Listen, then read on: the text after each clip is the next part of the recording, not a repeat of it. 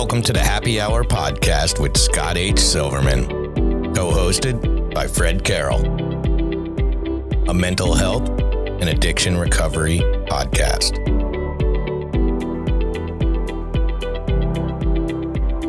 Okay, everybody, welcome back to Scott H. Silverman's Happy Hour, or Happy Hour with Scott H. Silverman. I'm Fredd Carroll, and you're Scott Silverman. And you're Fredd Carroll. How are you, buddy? I'm good. And that's it for the show today. Goodbye, everybody. Thank you all for listening. How are you, Scott? How's your back? How's your back? Tell me about your back. It's funny, when you get older, stuff happens, but I was just bending over to put my shoes on, literally, and I must have done something funny last week. So it's been really sore, and it's kind of immobilizing, but you get through it. And everyone says, oh, go see a doctor, go to a chiropractor, get an x-ray. I said, it feels like a muscle spasm. So in my mind, I'm just taking some Advil and watching what I'm doing. And that's exactly why women live longer than men, right there. That's the reason. It's just heartburn. It's just heartburn. I don't need a doctor. Bam, Widowmaker. Done. I always said that about my father. My father, who will be 80 this year, he's had the Widowmaker, the 5-way bypass. And he's one of these guys that if he gets a hangnail, he's in the emergency room. And we used to always get on him about, Jesus, how do you sit in that emergency room? I mean, with every little ache and pain, and he's at the doctor, a little hypochondriac, but it saved his life because all he did was wake up and didn't feel right. That's all he said. It just didn't feel right. So I went to the ER and they found 5-way blockage in his heart. So, yeah. Well, I've got a pretty good physiological makeup. My physicals the last 20 years have been great, and blood work I've been kind of running this on. But otherwise, you ask how I'm doing. That's good. And I had my birthday yesterday, so I celebrated a birthday, and my wife spoiled me all day. So it was good. Things have been okay. How old are you? I turned 69 on the 20th. That was yesterday. So, wow. My daughter was crying. She thought I was 68. I said, you're crying because I'm 69 and not I'm because I'm getting older? I'm not sure. Yeah. So, and maybe the other thing going on right now for us is we're, confidential recovery is changing locations now after the first time in 10 years. So we're, and it's the market's really kind of strange, just finding a place and negotiating a good lease and then getting the move done. And then we got to go through all the paperwork with the state to get all that, change of address. So that's a little stressful, but otherwise, and been, God, I was at this webinar the other day, Fred. We'll get to that in a minute, but otherwise I'm doing okay. How about you? Let's check in with you. What's going on with you? I know you're in vacation mode, you said. Yeah, I'm great. I just got to work 2 days this week. Then I'm off for 12. So that's nice. Yeah, it's nice because of the way my schedule works. I'm a Wednesday, Thursday, Friday, Saturday guy, and I'm off Sunday, Monday, Tuesday. So if you're strategic, you take your 5 days of vacation and you turn them into 11 because you just wrap them around your 3 days off in the 2 weeks. So I took a Friday, Saturday, then I'm off Sunday, Monday, Tuesday. Then I took a Wednesday, Thursday, Friday, and then I took a Saturday extra holiday, and then I'm off Sunday, Monday, Tuesday. So I get 12 days for the price of 5. There you go. And it's we'll genius. See if you're missed at work or not. All of a sudden everyone goes, where's Fred? I don't know. I think he retired. No, he's on vacation. No, they know because we all do it in retail. We all do it. We work around it and stuff, but I'm moving to from night shift to day shift in about a month. That's a challenge and happy challenge because I think mental health suffers at night too. We were talking off air about it. But there is value to seeing the sun in the daytime. In the sun, honestly, gives you some warmth and some pleasure. But all I do is sleep, especially in the winter. I go to work in the dark. I come home in the dark, and then I sleep all day. And next thing you know, it's 3-4 o'clock, and it's getting dark. You just don't see the sun. So do you think your food costs will go up having dinner now as a main meal? Probably won't go up because I'm not a big lunch guy. So it depends on the shift. I mean, if it's an opening shift, I'm there at 5 a.m. and I work till 2, which is something that's a dream for me. 5 to 2. I'm home. You could even take an hour nap and still have the whole night, your whole day. But I just like to, I like to mow the lawn. I like to be outside. I like to see the beach. I live on the coast, all that stuff. And those are things I've missed over the last 2 years. But night has its perks too. And we talked about that. A lot of perks, but I am going away. I'm going away on Saturday. I am flying from New York to Myrtle Beach, South Carolina. How's the weather looking? In this high 60s, 70s in Myrtle Beach, which is perfect. That's San Diego weather, right? 70s. Yeah, we're expecting 40 knot winds tonight, another 2 or 3 inches of rain this week. I mean, we've had last year's rain in the first month of the year already. So it'll be interesting. It'll be a cold spell, snow at 2,500 feet, and 40-mile-an-hour winds is pretty significant, and then 50 miles in the mountains. So, because it's not dry season, it should be okay. But it'll be cold snap coming up. But I guess it's going on across the country for the next couple of days as well. Then it'll blow out, and it'll be good. Listen, I paid $130 round trip to fly from New York to South Carolina. It cost me $270 to park my car. It cost me twice as much to park my car at LaGuardia than to travel to Myrtle Beach. So, but my parents live there. My parents live in Myrtle Beach, and nice. My real intention for going there is my ex-girlfriend's son plays college baseball, and he's having his first spring training as a college ball player. So I'm going to spend a week with him, watching him play baseball all week. Oh, I know you love that. I love it. It's all college kids. It's all college baseball. It's spring training. It's right on the coast, right on the beautiful beach where they shot down the balloon, recently. And I'm going to look for balloon artifacts on the beach. I'll probably get tackled, huh? So what's up with those balloons, Fred? Well, I don't know. I have no idea. It sounds like I'm a pessimist when it comes to this stuff. I always think they're deflecting. They're trying to make me look right when something's going on left. Like maybe this was a way to get Biden to Ukraine, because I saw that itinerary. Did you see the itinerary? How they got him there? They did it with they didn't use Air Force One. They used a small plane with the shades down. Nobody knew he was in it. Flies to Poland, lands in Poland. Then they shut off the radio frequency so nobody could track the plane. And then he's on a train for 10 hours. Sounds tiring. I don't know why anybody wants to be president.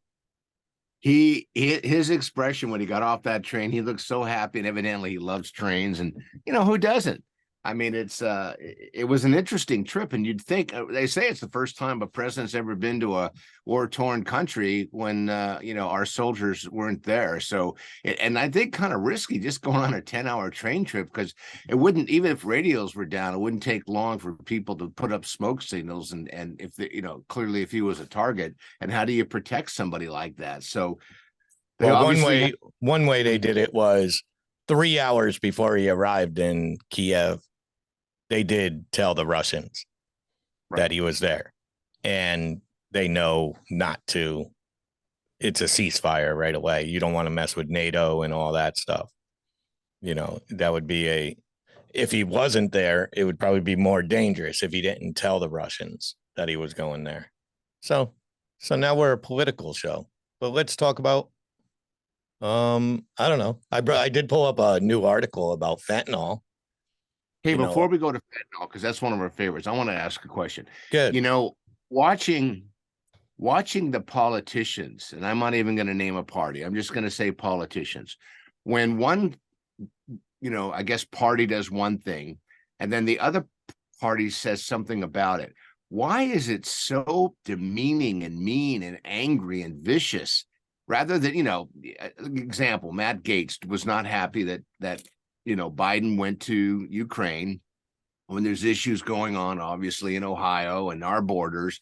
But the way they talk to, let's use an example, the president, the level of disrespect and the tone and the tenor and the sarcasm, it just seems so immature because it just doesn't make any sense to go to the social media platforms, slam leadership or slam a party's action on something or lack of action, but use words that you would use in a junkyard dog conversation with somebody. It just seems so unprofessional, not mature, and I don't understand how it adds value to how they feel and how the people that follow them feel. Well, there's a game plan. There's definitely a game plan. These people are putting these aren't senators and congressmen that are and congresswomen that are going to be there for 40 years. They're 6 years, 8 years, whatever the terms balance out to be. And then they're going to write that book, and they're getting enough face time where they're well known and they're making a living off of this, off of an 8-year, just be a jerk for 8 years or be a loudmouth and get on, because they know that's how you get on social media. And once you're well known, you could write that book and it's going to sell. Somebody's going to pay you for it. It's like an actor in a movie. Yeah, they're acting. They have to be. I can't believe anybody. First of all, they're not dummies. These are educated people. You don't just get that job. Right. Even if you are a liar like that one guy and stuff, he's still an educated man. Yeah, a large group voted him in. You're right. People didn't just go, "Oh, I'll do it," or they were the last person standing. They ran a campaign. People voted, supported him. And then yesterday, what is it? McCarthy gives 40,000 hours of video from January 6th committee to one media outlet. I mean, what is the purpose? I mean, obviously there was some sort of backyard deal or backdoor deal, but still, that's insane. Why not just give it to everybody if you're going to split it out there? Yeah, what's the thing?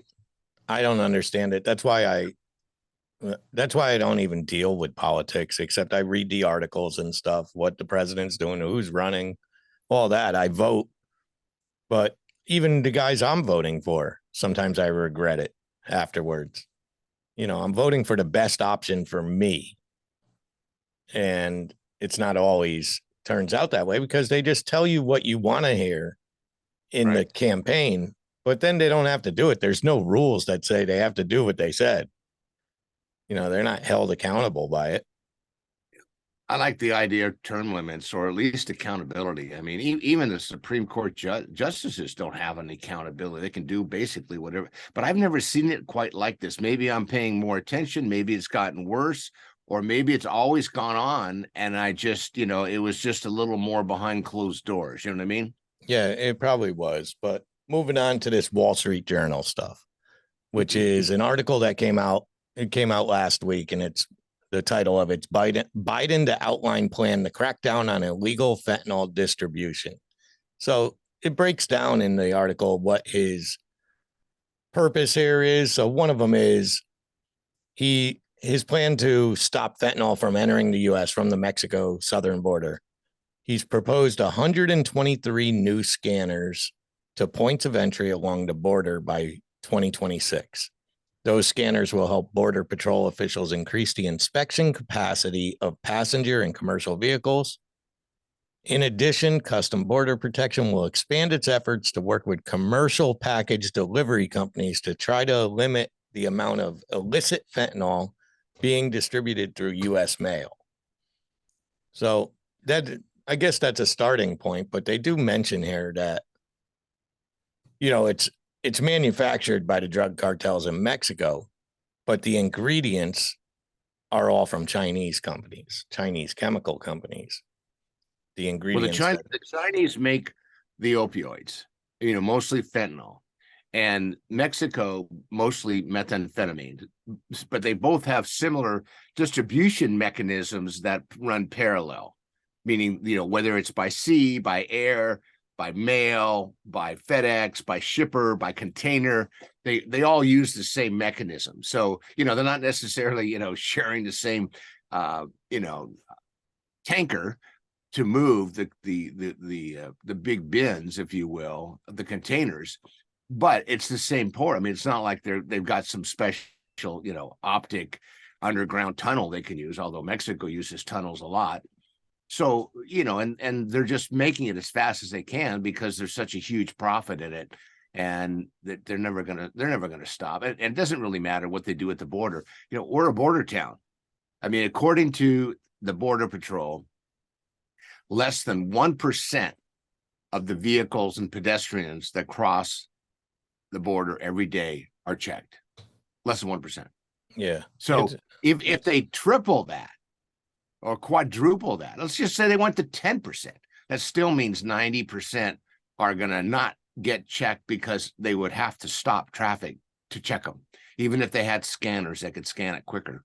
So we've got to find a way to incentivize our consumer, our colleagues, our family members to not make the mistake. I mean, I literally was at this webinar last Friday, 140 people here in San Diego, and 3 families spoke about their losses they went through. And, one of them said their kid took a Percocet from a friend, was laced with, with fentanyl, and he died. And the other 2 similar stories. They took one thing thinking one of them was actually an active user, but had gotten treatment, but still had some sobriety. Young people, the oldest was 25, and they picked the one pill kill concept. They picked up a pill, got it from a friend. And you know what? I don't care what the government does. There is no way we're going to stop that. If somebody wants to experiment, they're going to find a way through the dark web, the social media, TikTok. That's where kids are picking stuff up. Uber's delivering it. Lyft is delivering it. So I don't. So what do they do? What are they supposed to do? Is this a military option at this point? Should they? Well, no, I just think that we don't rely on the government, and we ask the government to do not I hate to say do more, but they've got to find a way to get some very smart people, big influencers who are messaging this to young people to say, look, it's poison. You always have a choice, young man or young lady, but the risk factor, the DEA just disclosed in their secret lab. I think we talked about this last week. I didn't even know they had a secret lab, that 92% of everything they're testing now has some level of fentanyl in it. When I say testing, we're talking illicit drugs captured at the border. When they bust somebody, or they run tests on what people they've confiscated. So that's the problem. And the bigger problem is we have to empower people to use some form of common sense. I mean, think about it. We have stop signs, we have seat belts, we have expiration dates on food. And my buddy says, when in doubt, throw it out. So how do we get that common sense going? And I watched 50 Cent the other day on Ari Melber on CNN, talking about how, his 20 years a run as a rapper and what's going on in his industry, and how he's shifting into the movie industry or television. And, he talks about how he's got, when he puts out a tweet, he's got 20, 30 million people. Well, and his database is somewhere like 100 million.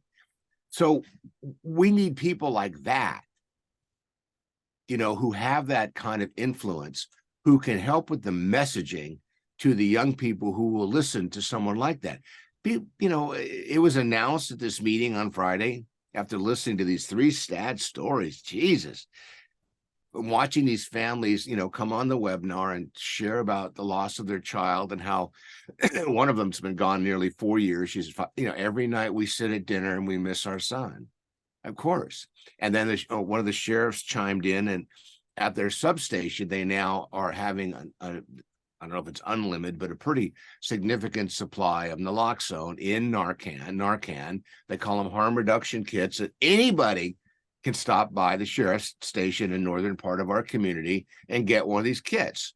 Now, drug consumers will not walk into a sheriff's station to get a harm reduction kit. They'll think it's a setup, and parents can certainly get them. And naloxone is there's another new drug out there that reverses overdoses, and it's a great tool. And I did an interview on our local station Sunday night about it, how progressive it is, and now say Narcan is going to be anywhere you want to go get it. Remember, we talked about 6 months ago they were going to do vending machines. Well, those haven't come to fruition, and vending machines aren't necessary now because technically, if you can go to for lack of a better example, a fast food place and ask for Narcan when you order your burger and fries, and it's free, they'll give it to you. The problem with Narcan is it's an overdose reversing drug for opioids. So that doesn't stop the consumption, but it gives people a tool to maybe prevent a death, so it's wonderful. Right. Then the naysayers kick in. Well, aren't we just enabling them, giving them a tool to get high and survive? And then what was that city?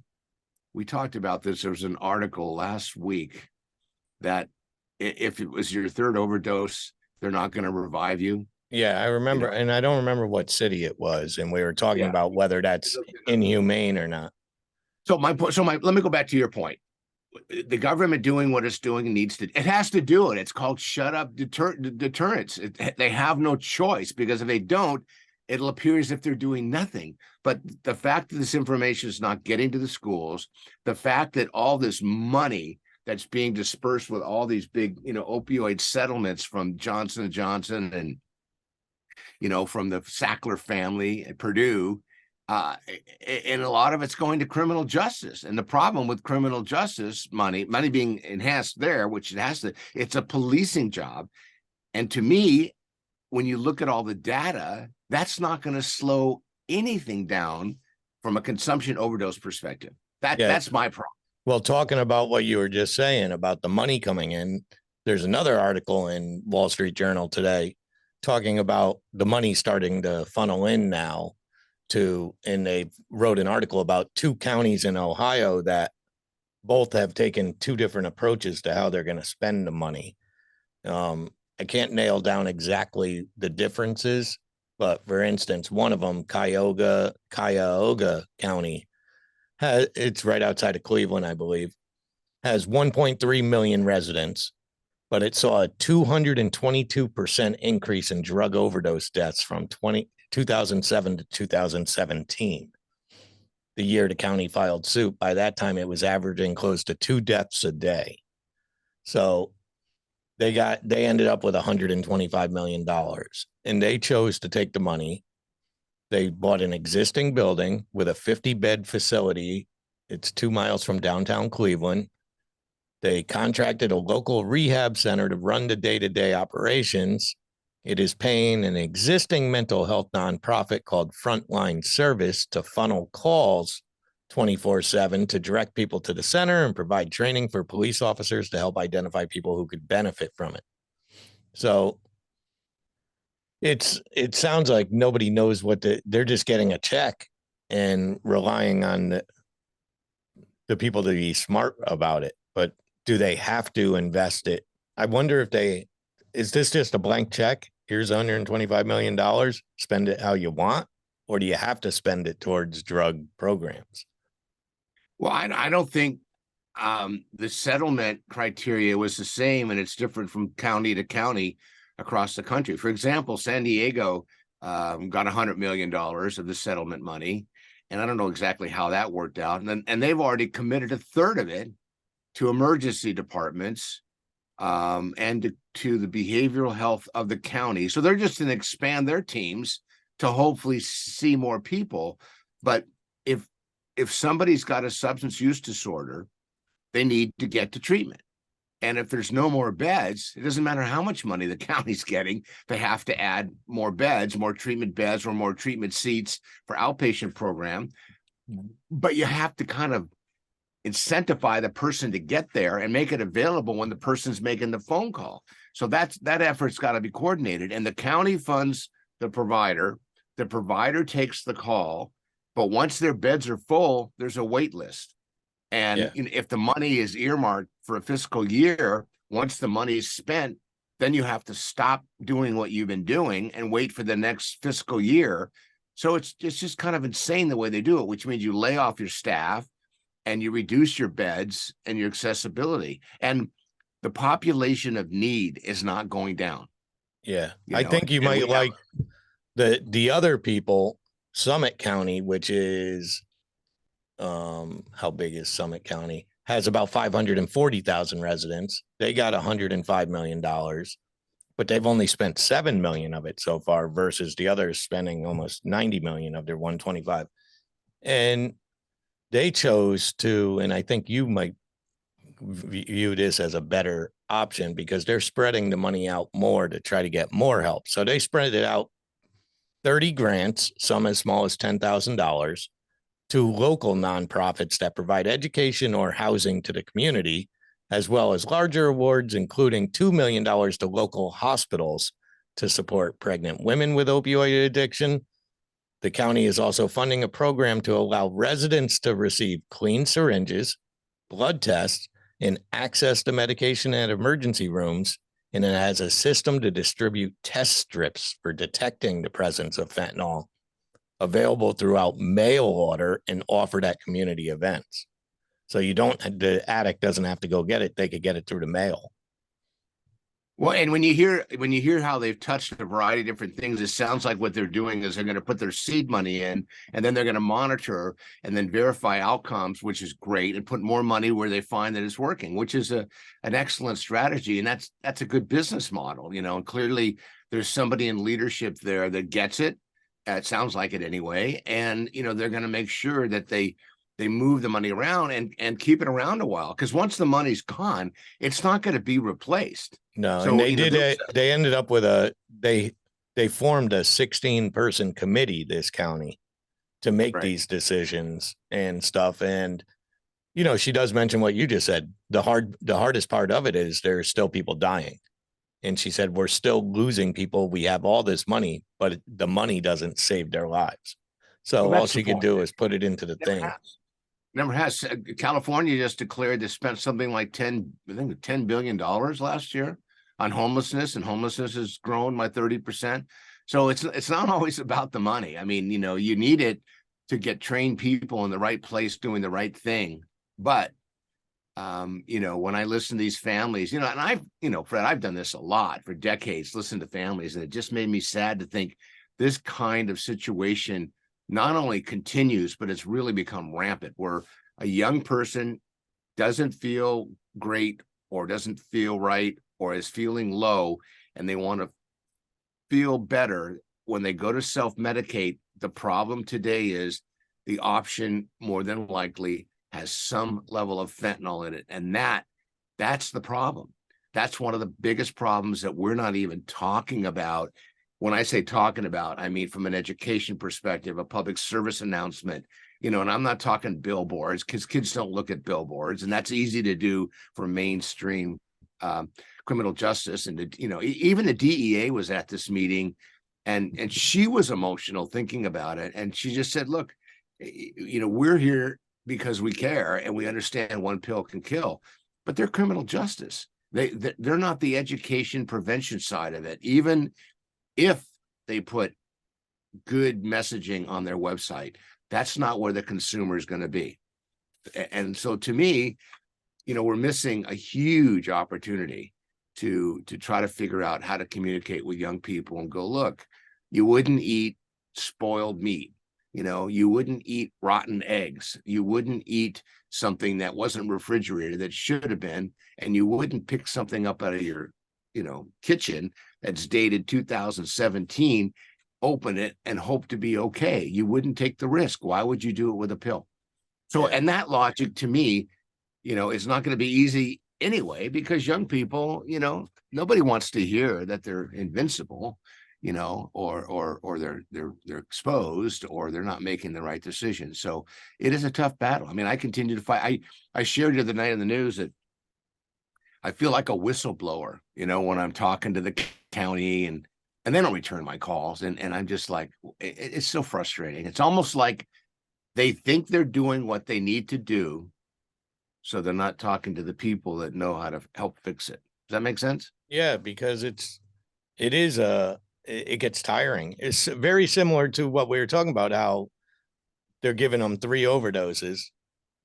That's the same feeling you're getting on the opposite end of this. You're trying, then eventually you just give up. You're like, why am I even trying? Why am I wasting my time?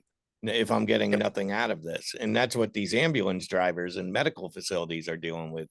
They're saying, why are we saving Bobby for the fourth time in a month?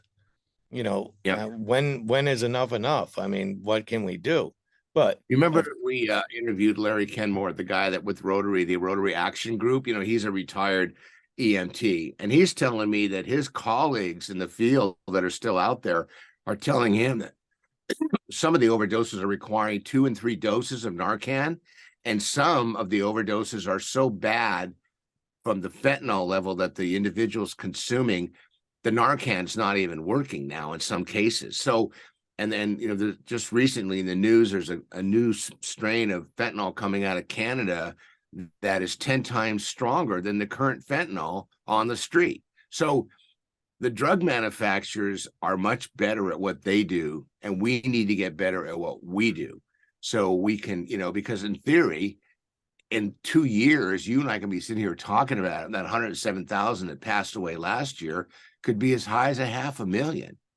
Right. Even with all this stuff everybody thinks they're doing, because I've watched it in the prison industry, I've watched it in the homeless industry, I've watched it in the social service industry. The way we're going about helping people, the data shows what we're doing isn't working. So it's not my opinion, it's the data, and it's not a political statement, it's the data. Yeah, and it also does. We can't put all the blame on that always. We could also put it aside that the person needing help is going to have to step up a little too. They have to want the help at the same time. We can't just keep. They have to make the decision not to put the pill in their body. Absolutely. We can't. I can't help somebody that doesn't want help. There's no doubt about it. And so that what I was saying, what I said earlier, how do we incentivize for people to say, this is not, my life ain't working, I'm going to call somebody rather than take a pill. I mean, you can't, because in California, we're not going to make anybody do anything. So I get that. And I'm not suggesting that the responsibility of making the change is completely up to the municipalities. The person who's, look, I had to make a decision to get into treatment, and it wasn't an easy one, and it took a while, but I had to make that decision. Had I not, I'd be dead. So do you have a clear memory of your first dry days, like that week, how bad it was and stuff, the withdrawal of that? What's an alcohol withdrawal? It's just sweats and nightmares, but I was on some medication the first couple of days, which is the first 72 hours are the toughest. But I can remember the days where I'd wake up and remember having my first drink or a joint, and there was, because you have this behavior that is a habit, clearly, for years, and then all of a sudden that 60, 70, 80 hours a week of being actively seeking to be under the influence is now gone. You have to replace that, and that takes time. You can't do that in a weekend or a 30-day treatment. It takes months, if not years, to relearn that behavior, and then maintain that work you've done. I mean, I still go to 4 meetings a week virtually because I have this disease, like diabetes. It's not going to fix itself. But I mean, and a lot of it, I mean, your wife plays a role in this. She's a good example of, it doesn't have to be your wife, but if it's your mother, if it's your sister, if it's you needed that support, you wouldn't have succeeded without her, correct? Correct. And her support of me today is she knows when I get up in the morning, I go to a 6:45 a.m. meeting. If she wants to walk or talk or, discuss something, she's going to give me my time, because that's how I kind of get anchored to my day. Just like a diabetic would check their blood sugar level, I assume, when they wake up or in the midday. And if they needed to make an adjustment, they would be putting insulin in their body. It's the same thing. If you were a fitness trainer or someone training for fitness, you would do your routine generally first to get it done, because it's the most important thing in your life. And generally everything after that's a lot better. So, and another big article came out last week that the level of depression with young people, teenagers, is on the rise in such a dramatic way that the coping skills that kids aren't acquiring right now, in my opinion, are going to contribute to bad decision making, because they're going to want a quick fix when they're feeling sad, lonely, or down. And then when they lose a friend to this, it gets even worse. So we've got a perfect storm that you and I've talked about for years. And I, to your point earlier, I don't give up.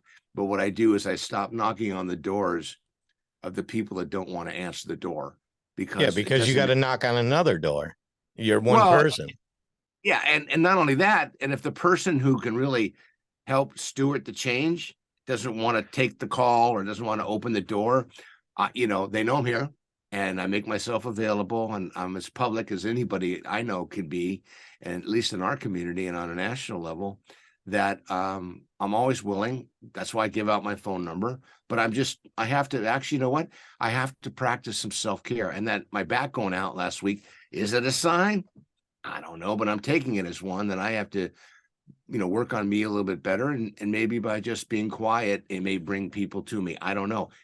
But at the end of the day, I'm not going to let that bother me, and I'm not going to let it hurt me, because you know what? I want to maintain the integrity and quality of my life and my self-care, and be here for those who need and want help when they're ready. Is this where the recovered addict suffers later in life? We'll use you as an example. You won't, or you can't take a real pain. Like if you were prescribed something, you wouldn't take it, an opioid, for pain or anything. No, if I was in a circumstance where I had a surgery or a major injury of some sort, or God forbid some cancer that was extremely painful, I would first disclose to my doctor and see if there's alternatives. And I know there's some out there today. I would never take something that's mood altering or could be addictive, because it would just trigger all kinds of interesting, weird stuff for me personally. So that's my personal choice. I make that one. But of course, if I was in enough pain, when I had surgery when I was 50, the gastric bypass, I actually, I took morphine, and, it made me sick for 2 days. And my sister came by to visit, and she says, "Why are you taking it?" And I go, "Well, the doctor says the only thing that's going to help with the pain." And then I disclosed to my doctor, and he knew what was going on. It was a liquid morphine, and it was a finite amount. And so she said, "Well, if you're not really helping, maybe stop taking it." So I stopped. Yeah. And I wish as a younger man, I understood what I was seeing when I was seeing it. But I had a friend as a teenager who was a great guy and everything. He's still alive today, but he's not doing well. But he's my age, in his 50s now. But as a teenager, let's say he was 19, 20, he hurt his back. He started getting prescribed the medicine that he needed for this back injury. But I remember the next time I saw him, he was very stiff, and, his back was bad. But he was taking these pills and crushing them and then snorting them like cocaine. And all of a sudden, he was alive. He was just an electric. He could bend. He could go down to his knees. He's working on my car. And I'm watching this. Now I went there to get my car fixed. It's nice to get the car fixed. But he's just a different person. He's wired, completely wired. But I ran into him. I didn't see him for 20 years. I was always smart enough to get away from the people that weren't going to bring me up where I wanted to be, especially being a parent and stuff. He didn't have children like that. But I saw him the other day, and when I tell you, he looks 20 years older than me. He's still a mess. You could see the addiction in him. You just see it. It's so hard to explain because you don't know who he is, but he was a good looking dude. He was a nice looking guy. He was a polite guy, still a nice guy. So that's why I still talk to him. But I didn't know. Nobody was teaching us back then. And I don't think it's being taught now. Everybody thinks, that'll never happen to me. That's not me. Those are the statistics. Yeah, but it's 1 out of 100. I'm not one of the 90. I'm in the 99, not the 1. But there's always a 1. And nobody cares who you are, how rich you are, how big you are, how good looking you are.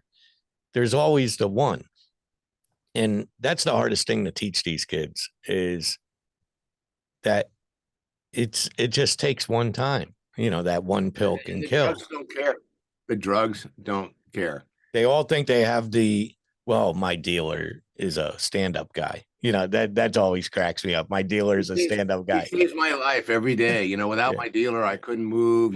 I knew a bunch of pain docs, probably about 15, 20 years ago when it was a huge business.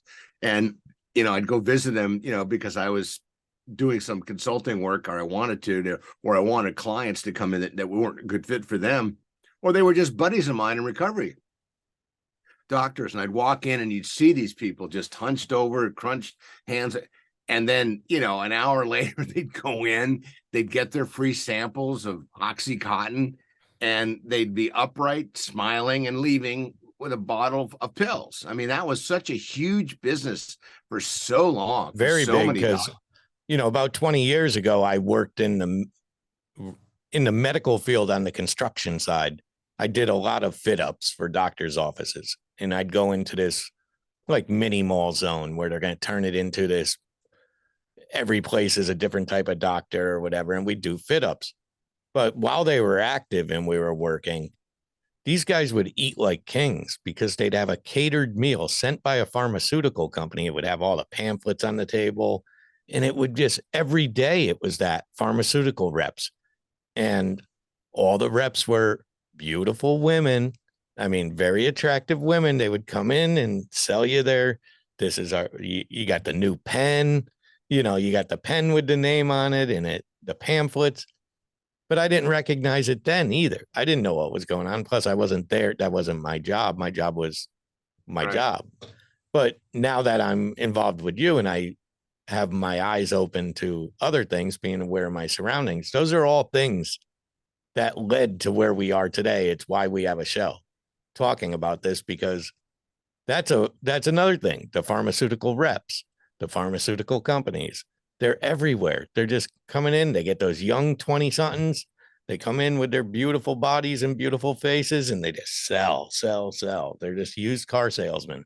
And that's not to disparage anybody that's in the business, because we do recognize that pharmaceuticals do have a role in the world of medical, but not when someone's going to hear this, Fred, at some point. They're going to go, you people, you took away my only peace of mind I had, which was my pain medication.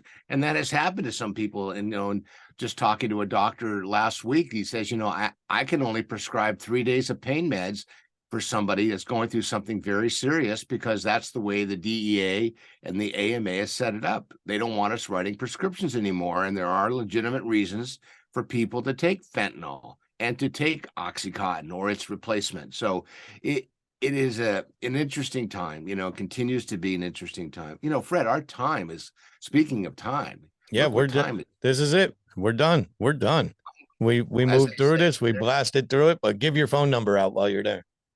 619-993-2738.